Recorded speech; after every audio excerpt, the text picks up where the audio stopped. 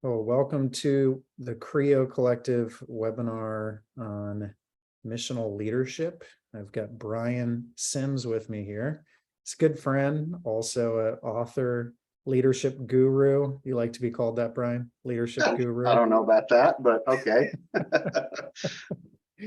He wrote this awesome book, Leading Together. And he's, really, I was looking for an excuse to just hang out and talk with him for an hour. So I'm like, dude, let's do this. Let's get on here and talk together. So Bryan, I know you have some different takes on leadership, or a significantly different take on leadership. Could you describe that to us? Yeah, well, I've spent a lot of time working in a variety of different kind of local church, as well as denominational, as well as seminary environments, and I find lots of leaders, and have experienced this myself personally too. But lots of leaders that have a strong sense of calling and high sense of responsibility, and yet they tend to do almost everything themselves.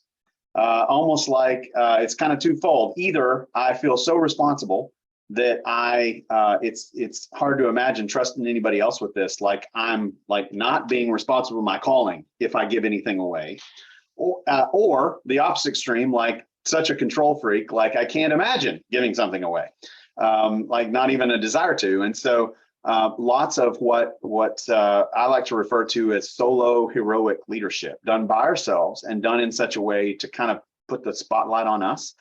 And so as I think about the way Jesus leads, and it doesn't look quite like that. Jesus seems to never be the center of attention, although of all the people on the planet that ought to be, it's him. But he's constantly making room, and leadership shows up in a very different kind of way, where in the context of leading together, we are first and foremost deep friends, and we end up sharing gifts, and everybody has something to contribute. But we also find that we have a real clear purpose together, that we're on mission, and that mission, in order for us to do it well, we're going to have to do it together. That no one person has all the gifts and expertise and experiences to lead well by themselves. And so I think the way often that I describe this is a different brand of leadership in kind of two different paradigm shifts. One is a shift from church or our organizational life is kind of about survival, or about us, about getting members, about shifting from that to this is about Jesus, and about really seeing people become like Jesus. Everyday people become like Jesus, and able to multiply that it becomes missional and discipling in that kind of way. But the other paradigm shift is from leadership is about what I do to it's about what God does through us together, that it's a we thing, but it's God's work in and through us. And so anyway, that's the kind of the 30,000 foot view. And it seems like solo heroic would be the opposite of everything that I did, you're going to do these things in greater to the ends of the earth. Right. It's like you actually prohibit people from carrying out the very thing that Jesus called us to do, right? Yeah, absolutely. Yeah, it's interesting. And one of the things that I love to highlight is that one of the primary motivators, I think, for the solo heroic leader is control. And when I think about Jesus and I think about what it looks like to lead as a servant, which of course he commanded us to do, but even as I just think about what it means to be a disciple, I don't think me being in control is the main agenda. What does it look like for Jesus to be Lord? That's not me being in control at all. And so at its very core, discipleship is not about me being in control. And so then how does that translate to leadership and desire for control? Why do we have that? I mean, it could be because of ego, but it's usually control is a response to fear. When people are afraid, or they're anxious, or they're stressed, or they feel like they don't know what they're doing, they try to control the environment they're in. And I can say they very easily, but I do the same thing when if I'm highly anxious. This is very common human behavior, and yet when it translates to leadership, now all of a sudden it's negatively affecting everybody, and no one is empowered. And what does it look like if we want to see something multiply? You can't be about control. And clearly, as you just said, Mike, it's solo heroic is kind of the opposite. It's the opposite of the way Jesus modeled, but he wanted everything that he was about to be internalized and multiplied in the people he was serving and pouring into. And that's exactly what happened. It wasn't about control. It's about giving away. You sort of learn on the go, and that's part of empowering people to grow and raising up new leaders as you're going, you know what? I think you need to actually ditch your script. Yeah. And just go and depend on the Holy Spirit, and don't take a bag or two tunics. Right. And I think sometimes our obsession with making sure that everyone's super well prepared, we fail to actually raise anybody up. Right. Yeah. Right.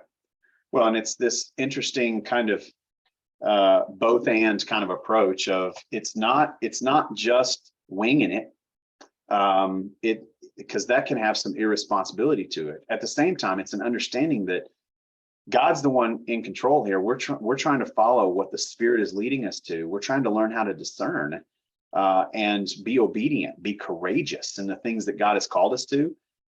This is where the language of adaptive leadership, I think, is always helpful. Is like we actually have to have the kind of environment, the kind of trust with each other, the kind of clarity of our core calling and our values, that when things don't happen the way we kind of thought they would, or the way the plan is working, that we are in constant adaptation, constant adjustment mode, that we're able with the wind of the Spirit to say, oh, well, we thought we were going that way, but the Spirit's saying we need to go this way. But we understand who we are, what we're called to in the midst of that it's not merely every day we change the plan, which is not only irresponsible, but can actually have a negative effect on people that are learning how to lead from somebody like that. But if it's we have a plan, we have a set of values that we're convicted of. We have a real strong sense of identity and calling. But in the midst of that, this is God's work, and the world around us is changing dramatically.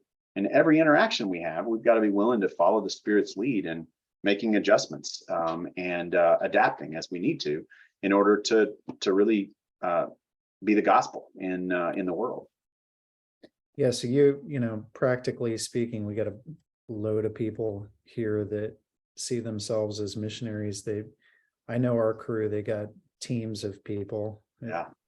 If they're on this call or if they're tuning in, it's probably not solo heroic, but adaptive. You talk about it being adaptive and improvising. How do you do that with a team of people, changing things, being adaptable, improvising without quality suffering? Yeah. Any tips on that? It's a great question. And one of the first things that I would say is, and I love to use you're using the language of improv. I'm a musician myself, and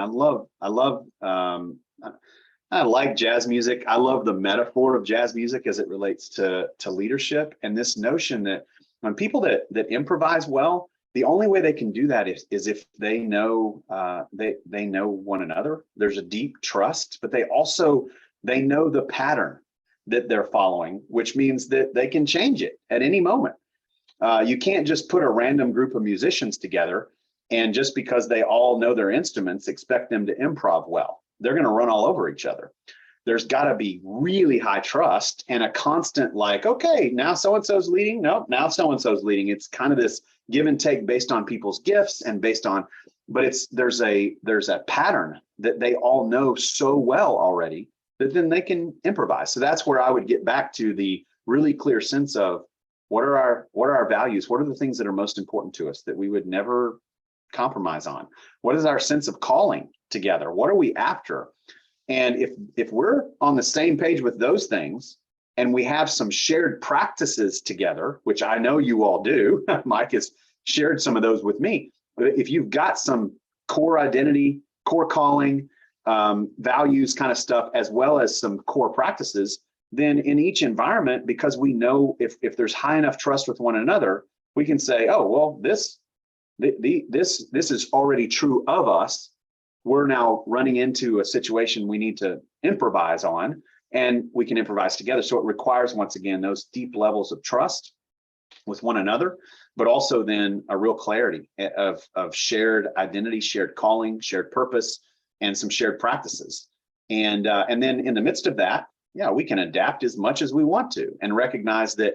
I love the language that Todd Bolsinger uses, that if you're really clear on what never changes, those kind of things that I just mentioned, we can change everything else as often as we want to, if we've got the right environment for it. But it requires that environment of trust and that sense of shared identity together. If that's true, then we can adapt in anything and everything, but we're never going to change who we are. We're never going to change what we're called to, but we can change all our strategies as often as we want to find better ways to reach people, to find better ways to serve people. So anyway, does that answer that question, Mike? Yeah, that's great. I love the emphasis on depth of relationship.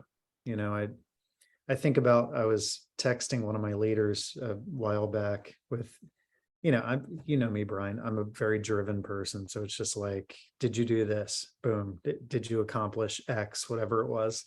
And it's 8 o'clock in the morning. The person's response to me was, good morning. I'm like, oh yeah, I should probably ask how your day's going. How are you? Yeah. And so I think there's that depth of actually not just working together or knocking off a to-do list, but right. Sharing relationship. They talk about, I know I can't believe I'm saying this on a webinar. I know you're a Cowboys fan. I'm an Eagles fan. We go back and forth my on this stuff. Yeah, I'm sure you did. I bet you did. And then the Holy Spirit got a hold of you. I know. But you hear about these teams who they talk about new players jumping on board, and part of the leadership conversation is they're hanging out. There's a bond being formed. They're going out to dinner outside of practices. They're whatever it is. It's this we're actually connecting on a deeper level, and then that sort of affects how we work together, right? Because we like each other and we feel bonded with each other. There's something to a deeper relationship where it isn't just knocking off tasks, but you go, that's my friend. Right. I'm sending them jokes over text messages. That's a part of our shared journey together, right? Exactly. Well, and it's, as I think about Jesus with his original set of disciples, and then the larger 72 and 120 around him in those first few years, what you're describing was very true. I mean, they lived life together. There was such deep friendship that these folks even felt comfortable enough to challenge Jesus. He starts to tell them he's going to go to the cross, and they're like, Peter's like, no, you're not. We're not going to let that happen. But, so they didn't understand everything yet, but the depth of relationship was there. And, I even think about post-resurrection, Jesus with Peter after the breakfast. You all remember this story in John 21, but Jesus doesn't ask him about his failure. He doesn't ask him about mission. He says, do you love me?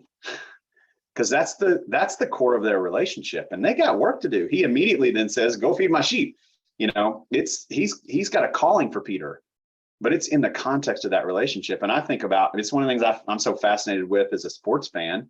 End of every season, it doesn't matter what sport it is. When people get interviewed after they win a championship, they talk about each other. They don't talk about winning. And winning, of course, is important to them. But that's not seeing grown men jump up and down with tears running down their faces, hugging each other and saying, I love you, man, on national TV is not normal operation for a lot of grown men, but it's normal in that context, because what they most appreciate is not the wins. Those things are going to go away, but it's the relationships, it's the friendships, and I would put this way down in the category of the kind of culture they've created with one another. And as sociologists have been saying for eons, organizational development, whatever, we don't even know who to give credit to for this phrase, but culture eats strategy for breakfast. And I'm sure all of you have heard that language, but there's a lot of strategy work that needs to be done. We're called to something. We have a mission to accomplish. God has given us something to do in the world, but even that we do in the context of relationship with Jesus. I am with you. And we do it in the context of relationship with each other. And the culture we've created turns out to actually be far more important than any of the strategies we're using. And when COVID hit, it was one of those reminders of that for a lot of people. Like, if you had a healthy culture, you just adapt your strategies. But most churches and most organizations had unhealthy culture when COVID hit. And they're looking around going, they don't even know what to do at that point. They're just paralyzed. And so once again, it's the culture stuff, it's the relational stuff, it's the shared identity, shared sense of responsibility, shared mission together, shared practices. Those things form culture. And if the culture is healthy, then you can overcome any challenge, and you can always adjust your strategies. Like, oh, well, this used to work really well. Now it doesn't work as well anymore. Okay, who cares? We know who we are. We know what we're called to. We know kind of relationships we have. Let's try it a different way. And we just find new ways to go about it, which for me is, it's just another iteration of exactly what we see throughout the book of for the Gospels with Jesus and the disciples, but then the book of Acts, where these folks they're literally trying to figure it out as they go. But they're not just winging it. They have clarity of relationship. They have depth of relationship. They have clarity of calling and identity and values. They have shared practices together. And we know what all that was. But then they're having to adjust their strategies constantly because they don't know what they're doing. They're having to learn as they go. And it's what God has called us to in the day we live in now. Well, you got Jesus saying, "I've called you friends." Yeah. You got Paul saying, we shared our very lives with you. It's such a more beautiful and deeper picture of connection and bonding and shared journey, and it's really beautiful. It is. I that's why it would alarm me if somebody says something like, "I'm having lunch with my board member." You're like, if you're calling them your board member instead of your friend, maybe that's part of the problem, is that we don't view each other as friends. But it's true. So you mentioned culture. How do you create an environment for cultures to change? Yeah. We, one of the words that we use a lot with SLI, the coaching network that I help lead, is covenant. Whether people use the language or not is kind of up to them, but God is a God of covenant. And when God enters into relationship with people, we have all of these covenants throughout Scripture where God makes a promise. And of course, then, the invitation, of course, is that his people make a promise as well. But throughout history, God always keeps his promises, and we often don't. Well, then we get Jesus praying in John 17 that, Father, the glory that you've given me, I've given them, that they may be one, even as we are one. We have this picture of oneness. And you don't have to read very far in any of Paul's letters to see this theme of unity and oneness show up over and over and over again. And it's this picture of us having the same kind of relationship with each other that exists within the Trinity.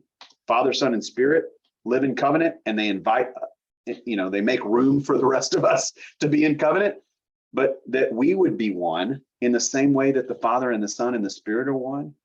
How do we create that kind of space? And for us, having a shared sense of commitment and expectations, which is often the way we will describe a covenant, but it's a promise. It's not just a contract that, like, if I do 50%, you do 50%, but this is, a healthy marriage. It's like, it's all in. Each person is 110%. And frankly, whether you do your part or not, doesn't change whether I'm going to do my part. That's what's so radically different about a covenant relationship and promise than just having a contract or an agreement with a group of people. And so it's one of the things that we often coach people toward is to have a really clear sense of shared commitment and expectations, which certainly includes the mission that we're on, but it's mostly about how we're going to be in relationship with each other. And it becomes the covenant itself becomes a kind of a guideline for us that we share, that we develop together, that allows us to say, are we actually becoming friends? Are we living like people who love one another, or not? Can we be accountable to that?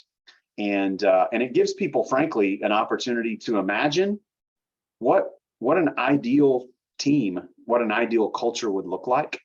Most of us are used to settling for the minimum standard in most organizational settings. Like, now we can't require a lot from people, but we at least want to make sure that they're not mean and they don't kill each other and they, whatever, people show up to meetings or whatever. But instead to say, what would it look like to be in the ideal culture, the ideal team environment, and give people an opportunity to name what some of that looks like, and then to say, okay, for us, what does it look like practically for us to be that? And while that may seem pie in the sky, we watch teams all the time live into that kind of commitment with each other because they built it together. They imagined it together, they built it together, and they're willing to be accountable to it. And so anyway, that's one piece, at least, to creating a healthy culture, a healthy environment with a set of people, is having a really clear sense of shared commitment and expectations in a covenantal kind of way. That is, everybody's making a promise to each other. We're not merely signing on the dotted line. Mike said we should commit to this. No, this is where it gets a chance to have a voice in it. Like, if I'm going to be all in, this is what I want it to look like. And we find that to be really, really fruitful. Yeah, it sounds like a real challenge would be lack of clarity and expectations, and then people were frustrated and disappointed in each other because there were expectations that were never put on paper. That's right. And everybody had a clear picture of, here's our goal, this is what we're going after, right? Here's where my gifts fit in, here's where my passions are, so this is how I want to contribute toward that goal, so you want to contribute toward that goal. And then there's clarity on what the expectations are, instead of just this vague floating out there, who's doing what. I thought you were doing that. No, I thought you were doing that. Right. And then everybody's sort of frustrated with each other. So yeah, I think that's both the clarity, but also people building it together and saying, all right, here are my passions, and here's how I think we can pull it off together. Yeah. It's so huge. And once again, when it's co-developed in that kind of way, then everybody has ownership in it. And you have the opportunity for the priesthood of all believers in that moment, that it's not just what does the boss want from me or from us, but it's we're in this together. And the fun part then is, if you can create that kind of covenantal environment, then as soon as we start to face challenges, we know it doesn't matter what it is. We know the Spirit can help lead us through any bit of it. But if our relationships are rocky, or if there's unmet expectations already, every time we face a challenge, people either want to give up or they want to just kind of drive their own thing. Like, oh, y'all do your own thing, I'm going to take care of this. And you end up with solo heroic leadership, or you end up with no leadership at all. Like, people just kind of check out. So Bryan, I think this is significant because across the board, it works for, let's say people are going to open up a business for the sake of mission. Yeah. And they say, we're going to open up this brewery and we want it to be a space where we can hire people and we want people to come to faith and we want whatever it is. They get a team of people, and someone says, man, I'm really good at the books. I'm really good at managing. I'm really good at hospitality. I'm really good at whatever. Yeah. And so there are clear expectations, maybe oftentimes built around like a pest. Yeah, sure. And so then, you could approach that to business for mission. You could approach that with like a micro church in a neighborhood to say, all right, how do you want to contribute? What are your passions? What are your giftings? My passion is that everybody's loved, and I'm a shepherd, and I want to make sure that we do a really good job of caring for each other, caring for our neighbors. I want to make sure that we create a table that everybody's welcome. So what does it look like to throw parties and to gather people, but to have clarity on what are our goals, who's going to do what, what are the expectations, and it's that shared leadership around common goals. I think this is significant because otherwise there's an expectation, if you just sort of voice what we're going to do, that the person pulling people together is going to do it all. But when everybody's shaping it together, everybody sort of carries and gets excited about different elements and components, right? That's exactly right. And what's fun too is that when people have a chance to help shape what something's becoming, and they have a sense of ownership, their passions are tied up into it. So much of management and leadership people perceive as trying to motivate people for things. And you don't have to motivate people toward things they're highly passionate about. You may have to direct or, help bring some sense of process to things. Sometimes rein people in like, oh, you're going too fast, if they're taking off out in front of everybody else. But there's an intrinsic motivation for people. And it is, it's remarkable because people are, and I know you all experience this. It's like you can't get people to go away. Like they want to be a part of it. Looks like the early church. Maybe part of the problem there, Bryan, is that we've seen so much solo heroic leadership where you got one person who has one passion and they want everyone else to get excited about their passion, but they have different passions, they have different giftings, they have different callings. And so you end up with this leader that's sort of frustrated, agitated. Why aren't these people behind the vision, whatever it is? And it's because they haven't pulled everyone together and said, how do you want to contribute? What's God put on your heart? How do we do this together? We got this bigger mission of seeing this neighborhood transform, but everybody plays a unique role in that. Everybody's got a different lens through which they see the neighborhood. So how do we come together on this? What are you going to do? What are you going to do? But maybe big part of the problem is just years of solo heroic leadership and then people frustrated that everyone's not excited about their passion. Yeah. Well, and it's interesting to hear you frame it like that, because I actually interact with a lot of pastors and church planters that will literally use the phrase, I can't get my people to commit to anything. And some of you may have experienced this, but they're most often trying to recruit volunteers to do things that they want done, not inviting people into a shared mission around their own sense of passion and calling. And once again, you don't typically have to motivate people. You may have to direct, you may have to hold people accountable, you may have to, but motivating people to get involved it's one of the primary things a lot of leaders feel like they have to do because they can't get people to commit. And like, people are committed to things that they see value in. And what that likely means is that they don't see much value in whatever it is you're asking them to do. And, or even if they see value in it overall, they don't feel like they have a part. So I think it's huge. So Bryan, I think, this is important when we think about like a larger, movement of churches, micro churches, house churches, whatever. Or even just each individual expression. So let's say you have like, we were at beauty school church this past week. So let's say you have that expression of church. But it's, you only have one leader running it. It could take on the flavor of just that leader.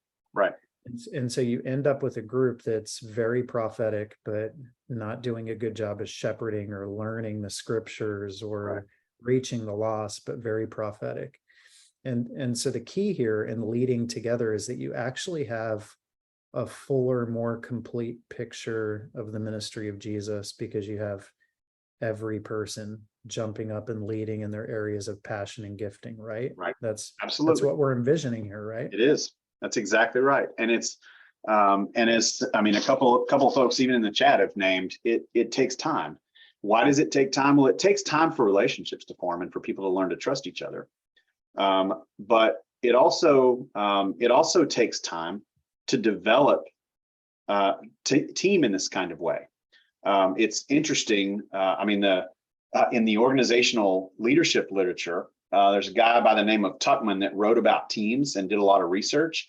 And some of you may have heard this language before, but they use the language of, let me see if I can get this right, forming, storming, norming, and performing. It's a little cheesy, but it's, and frankly, then they later added adjourning, like at some point you stop. But the fact that before you perform well as a team, you actually have to form well and then kind of practice that for a season. And it's why a lot of leaders will say it's faster and easier if I just do it myself, because they don't want to take the time to invest in the relationships the way you're describing, Mike, and to get to know people in such a way, and to allow people's gifts to come to the surface. And once again, for some people that may happen immediately. In a first meeting, somebody may have the confidence to say, hey, I feel called to such and such and my passions are around this, I'd love to jump in. And most people aren't going to speak up that quickly. It takes time for people to feel comfortable in their own skin. And sometimes, and I know, once again, you all are leaders, you've recognized this, but sometimes somebody has to call out gifts in people. They don't see it in themselves. And you have to look at it and, say, I see this in you. Will you bring it to the table? And so once again, it's why the forming and storming has to happen before the performing does, in a lot of ways, as it relates to team. But this is the funny thing about it, is once you get to the point where you actually can really work together and there's shared commitment and shared responsibility in a team environment, it's a no-brainer that teams are always going to outperform. If you use that language, they're going to bear more fruit than a single leader ever could. Duh, of course they are. But in a lot of situations, most of us know that a bad team, like when there's not trust and people don't know the roles and all that sort of stuff, I can get more done by myself as a leader than a bad team can. But a good team or a great team can always bear way more fruit than a good leader. Plus, now you have something that is generative. It doesn't rely on the leader anymore. It's more of a starfish, to use that analogy, than a spider. It's not dependent upon whoever the boss is of this team or this organization. It's more the work of the Spirit, and it's dependent on all of us bringing our gifts. Yeah. And I know your perspective on leadership is so many people have just negative vibes when they hear leader, because they think about someone who's in charge or lording over. Yeah. And when you talk about it and, reading your book and having conversations with you, there's more of an emphasis on how do I raise up and help other people flourish. Yeah. And live into their calling and passions and identity. So it's really about serving under people than it is lording over people. That's what true leadership is, right? It is. And there are some that would actually prefer to use different language. And where it breaks down for me is we are indeed first called to be disciples and to be servants of one another. I mean, Jesus himself said, don't lead. And it's this leadership language. Don't lead like the Gentiles do, like the world does. Your screen just got more beautiful there, Mike. Alan Hirsch calls her the cutocrat because he said she rules from her cuteness. Nice. I love it. But so I mean, it's part of why this is so critically important. So anyway. Yeah. So one other question I had before I want to kind of open it up to some Q&A here in a bit, but what are some of maybe the challenges to shared leadership when you think about getting other voices and everybody working together? It can sound really beautiful and ideal, but is it always smooth and perfect, Bryan? No, and in fact, we can even look at what we see throughout the Gospels and the book of Acts. where shared leadership is happening, and what are some of the big challenges there. I mean, Jesus had Judas on his team, and that's heartbreaking. I don't know if any of you have ever experienced being betrayed by somebody on your team, but it's not fun. But it's real. And I mean, if Jesus experienced it, I think we can expect to experience it at times as well. And how do you deal with that? How do you deal with the challenges of when you gather a set of people that may all feel called to the same thing, but they're so radically different in their own approach and giftedness? I mean, in Jesus' case, he's got zealots, and he's got, I mean, it's a mess. This is a ragtag. You want to talk about island of misfit toys, to use a phrase you used a little while ago. Jesus' team was that. And to figure out how to get along together, and they have quite a few bumps along the road. And as people start to feel the courage to step up, you got Peter saying, we're not going to let you do that, Lord. And he has to say, get behind me, Satan. Peter's putting his foot in his mouth all the time. You got James and John saying, hey, Lord, is it now when we call down fire from heaven? I mean, this is not healthy leadership practices, but it was their instincts. And Jesus had to help them grow through it. When we see throughout the book of Acts, we know, like Paul at one point, Paul and Barnabas part ways. Why? Because of John Mark. Because Paul didn't see John Mark as responsible enough.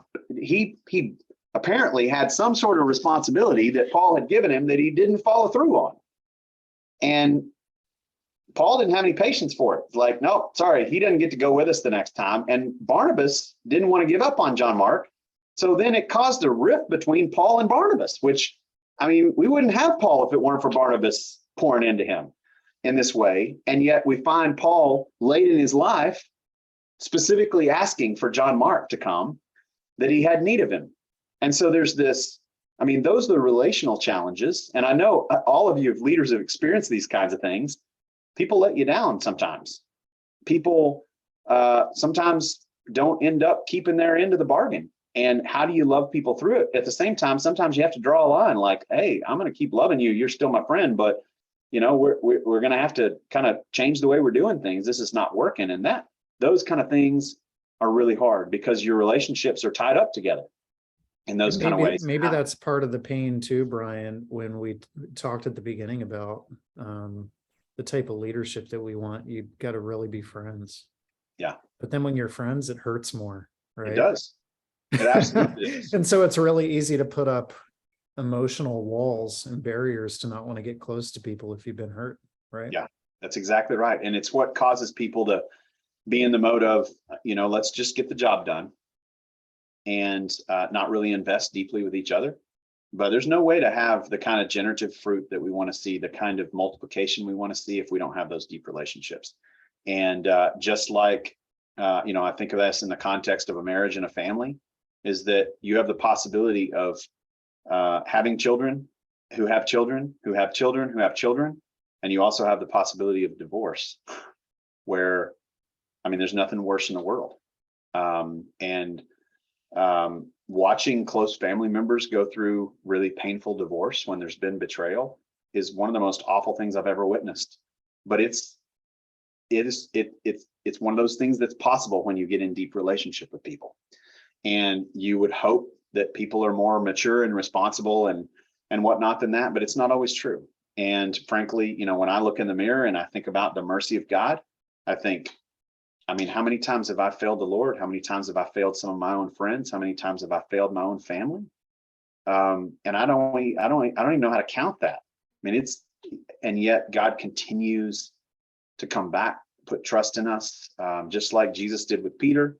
God continues to do with us to restore us and invite us back in to what he's called us to. And so, but without those kind of relationships, we're never going to get where we're called to. But with those kind of relationships, there is the possibility, and it's a likely possibility, of a great deal of pain that comes along with it too, because not everybody is going to be faithful and true. Not everybody's going to be loyal all the time to what God has called us to. And yet, it's one of the remarkable things for me doing this kind of work, but having friends like Mike, getting to meet folks like all of you, Like, there are people in this world that are indeed, at times we may fail each other, but we know the intention of each other's hearts. And we know that we have a shared sense of calling and identity. We know that we have different gifts, and we know that we're better together. And man, when you get that, there's nothing like it in the world. And so the challenges are real. And how, I mean, another challenge that I always think of in this is that when you pour into people, sometimes they're going to take what you poured in and they're going to leave. Sometimes they help multiply things that you're doing, and sometimes they just take what you gave them and they leave. It's just part of it, you know, and it's heartbreaking. It's like, that's not what I imagined for that leader at all. And they end up, you know, going and starting something somewhere else, or what, but to know that every investment is worth it, and that some are going to go and some may not. And yet this is what we need, is these kind of deep covenantal friendships with one another. It is the environment, it's the culture that holds us through all of the pain and challenge and chaos that we face in the world. It also turns out to be the place of greatest joy for us, is these relationships. So, Bryan, thanks for joining us, man. I'm you're welcome. My excited pleasure. for everyone who's listening to, I guess it's live for people that are listening to it 2 days from now. But whoever's tuning in later, make sure you check. Bryan's going to hate that I'm plugging his book like this, but make sure you check out Leading Together. It's actually a very helpful book on leadership and working together as a team. So thanks a lot.